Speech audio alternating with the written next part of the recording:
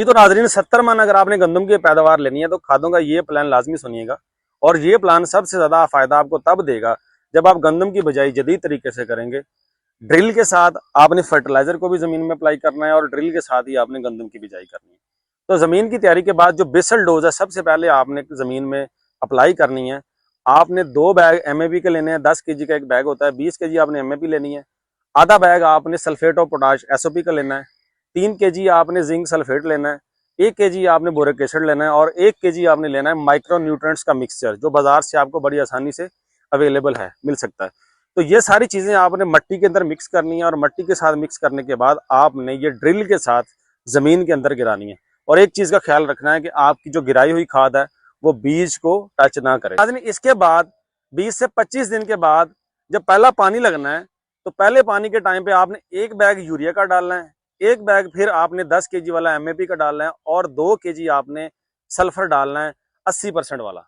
और इसके बाद 40 से 45 दिन के बाद जब इसकी बूटिंग और हेडिंग स्टेज आती है वहां पे अगेन आपने 1 बैग यूरिया का डालना है और साथ में आपने पाउडर फॉर्म में आधा बैग जो है वो SOP का अप्लाई करना है। नाज़रीन, इसके साथ साथ आपने गंदम की फसल पे 3 खादों के स्प्रे करने हैं।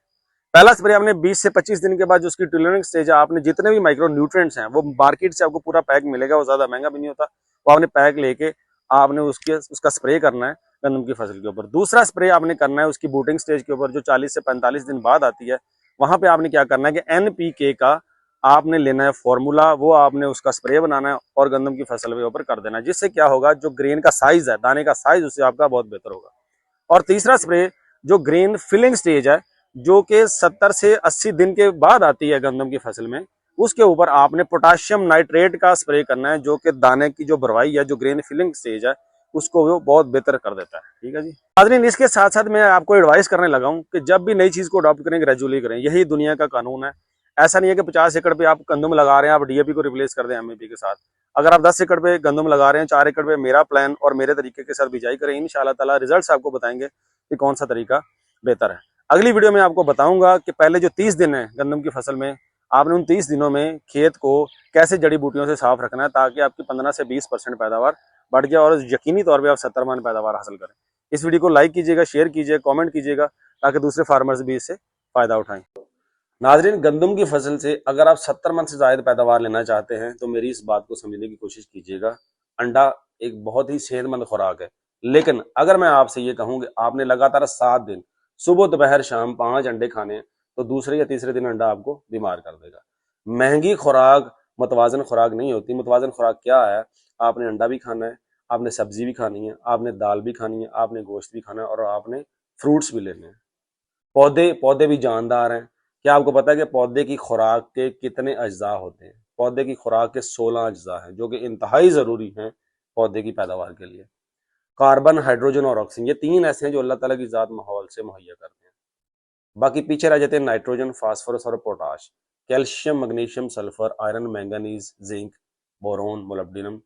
ये 13 अज्जा पौधे की खुराक के लिए बहुत ही जरूरी है। और मैं गारंटी से कह सकता हूँ कि 95% किसान ऐसे होंगे जिनको पता ही नहीं होगा कि पौधे की खुराक के लिए कौन से 16 अज्जा बहुत जरूरी है।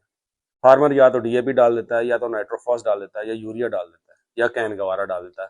ये जितनी भी खादें हैं इनके अंदर या तो नाइट्रोजन होती है या फास्फोरस होती है। तो 70 मन से ज्यादा अगर आपने पैदावार लेनी है तो आपको पता होना चाहिए कि कौन कौन से खुराक के अज्जा हैं जो पौधे की पैदावार को या तो बढ़ाते हैं या कम करते हैं। ये ऐसे न्यूट्रिएंट्स हैं जिनको अगर आप ना डालें तो आपको फील नहीं होता कि कितनी पैदावार कम हुई है, लेकिन अगर आप इनको डाल दें तो आपकी पैदावार को एक बूस्ट लग जाता है। तो अगर आप 70 मन से ज्यादा पैदावार लेना चाह रहे हैं तो पौधे की खुराक के जो 16 अज्जा हैं वो आपने मुकम्मल करने हैं, क्योंकि पौधे भी जानदार हैं और पौधे भी साथ।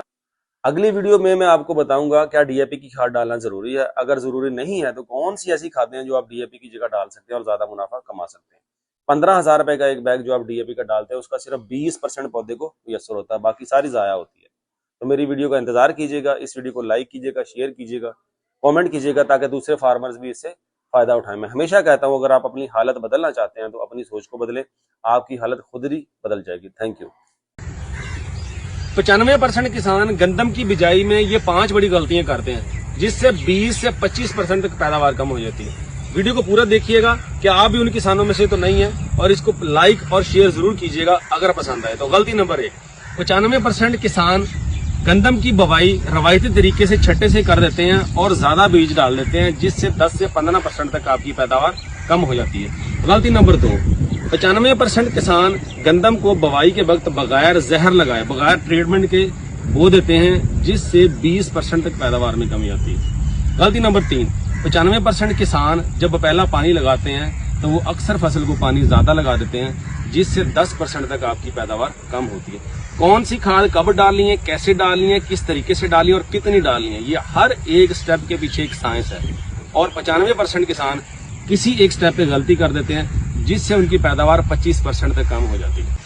95% किसान स्प्रे या दवाई तब इस्तेमाल करते हैं जब बीमारी या कीड़ा हमला कर देता है, जिससे 25% तक आपकी पैदावार कम हो जाती है। तो आज ही डॉक्टर ग्राम से राब्ता करें और तैयार करें अपने खाद का प्लान, जिससे आप 25 से 30% तक अपनी पैदावार बढ़ा सकते हैं। क्योंकि मैं हमेशा एक ही नारा लगाता हूं कि अगर आप अपनी हालत बदलना चाहते हैं तो पहले अपनी सोच बदलें, आपकी हालत खुद ही बदल जाएगी।